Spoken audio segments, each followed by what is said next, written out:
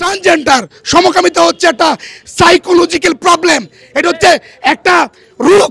তাকে চিকিৎসা না দিয়ে সমকামিতা জারি করে সারা মুসলমানদেরকে উৎসাহিত করতে চায়। তারা চাচ্ছে প্রাতিষ্ঠানিক শিক্ষা দিয়ে তাদেরকে সমকামিতা নিয়ে আসা এবং মুসলমান থেকে সরিয়ে নিয়ে আসা, ইমান থেকে সরিয়ে নিয়ে আসা এবং দেশের মানুষকে ইমান হারা করা। ইমান হারা করতে পারলেই কাফের এবং ইহুদিদের যে চক্রান্ত যে উদ্দেশ্য, এই উদ্দেশ্যটা তাদের হাসিল হয়ে যায়, এটাই তারা চাচ্ছে। কাজেই আমরা বলতে চাই এই সমস্ত কাফের মুশরিক ইহুদিদের এবং পশ্চিমা দালালদের এই উপদেষ্টাদের পদত্যাগ করে এবং এই সিদ্ধান্ত থেকে, এই শিক্ষা ব্যবস্থা থেকে বের হয়ে এসে আমাদেরকে সবাইকে ইসলামিক যে সঠিক যে শিক্ষা রয়েছে এই শিক্ষা আমাদেরকে লিপিবদ্ধ করতে হবে। যদি এটা না করা হয়, কোন সমকামিতা যদি প্রাতিষ্ঠানিক শিক্ষা দেওয়া হয়, কোন সমকামিতা যদি শিক্ষা বোর্ডে দেওয়া হয়, সমকামিতা যদি বই পুস্তকে দেওয়া হয়, সমস্ত বই পুস্তক আগুন দিয়ে পুড়িয়ে আপনারা অতি দ্রুত যেসব এনজিও, ইউনিসেফ, ইউএসএইড, আরো অনেকগুলো আছে, আমার হাতে 10টা এনজিওর লিস্ট আছে, আরো অনেকগুলো এনজিও আছে। এই এনজিও গুলোর সাথে যে চুক্তি হয়েছে শিক্ষা কারিকুলাম তারা নির্ধারণ করবে, সেই চুক্তি অতি দ্রুত বাতিল করতে হবে এবং নতুন করে শিক্ষা কারিকুলাম তৈরি করতে হবে। সেই শিক্ষা কারিকুলামে আমাদের প্রতিনিধি থাকতে হবে, কারণ আমরা দেখেছি সরকারের ভিতরেও কয়েকজন উপদেষ্টা আছেন যারা সমকামিতার পক্ষে কথা বলেন, এলজিবিটিকিউ বাংলাদেশে কায়েম করতে চান। আমরা তাদের হাতে, এইসব বিদেশি দালালদের হাতে আমাদের দেশের শিক্ষা ব্যবস্থার ভার তুলে দিতে পারি না। এইসব দালালদের অতি দ্রুত পদত্যাগ করতে হবে। আমরা বলতে চাই বাংলাদেশের শিক্ষা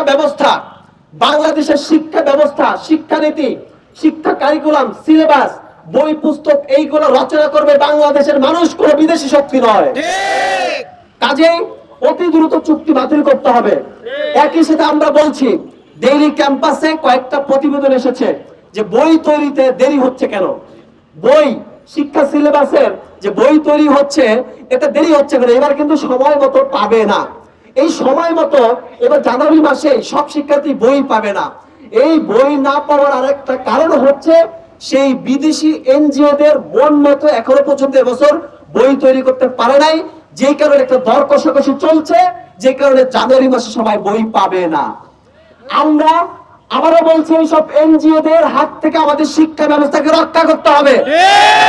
আমাদের দেশের কচিকাঁচা শিশুদের মানসিক বিকাশকে রক্ষা করতে হবে। আমরা স্বাধীনভাবে থাকতে চাই, আমরা স্বাধীনভাবে শিখতে চাই, আমাদের শিক্ষা সিলেবাসকে স্বাধীন করতে চাই, আমাদের শিক্ষা সিলেবাসকে বিদেশি এনজিওর প্রভাব মুক্ত করতে চাই। আমাদের সে অধিকার আছে, সে অধিকার দিতে হবে। আমরা আবারও বলি, সরকার যদি আমাদের শিক্ষা ব্যবস্থা থেকে, শিক্ষা কারিকুলাম থেকে, শিক্ষা বোর্ড, শিক্ষা মন্ত্রণালয় থেকে বিদেশি এনজিও এবং বিদেশিদের দালাল মুক্ত না করে সারা দেশব্যাপী স্টুডেন্ট প্রচারেন্টি তীব্র আন্দোলন করে তুলবে, সেই আন্দোলন কিন্তু সরকার কন্ট্রোল করতে পারবে না। অতএব আমরা আবারও বলছি যে মাদ্রাসার মতো একটা পবিত্র জায়গায় সেইখানে সমকামী ওরফে ট্রান্সজেন্ডার যে নিয়ে আসা হচ্ছে, এটা অতি দ্রুত বাতিল করতে হবে। যে মাদ্রাসা বোর্ডের চেয়ারম্যান এটা করেছেন তার অতি দ্রুত পদত্যাগ দাবি করছে, তাকে পদত্যাগ করে তাকে শাস্তির আওতায় আনতে হবে। একইভাবে বাংলাদেশের উপদেষ্টা থেকে শুরু করে, সরকারের উপদেষ্টা থেকে শুরু করে যেসব এনজিও কর্মী যারা বাংলাদেশে এলজিবিটিকিউ অর্থাৎ সমকামিতা, ট্রান্সজেন্ডার এবং শিক্ষা ব্যবস্থার মতো অনৈতিক, অসামাজিক, বাংলাদেশের মানুষের বিশ্বাস ও মূল্যবোধ বিরোধী কন্টেন্ট রাখতে চায়, এগুলো প্রচার করে প্রতিষ্ঠিত করতে চায়, তাদের নিষিদ্ধ ঘোষণা করে তাদেরকেও শাস্তির আওতায় আনতে হবে।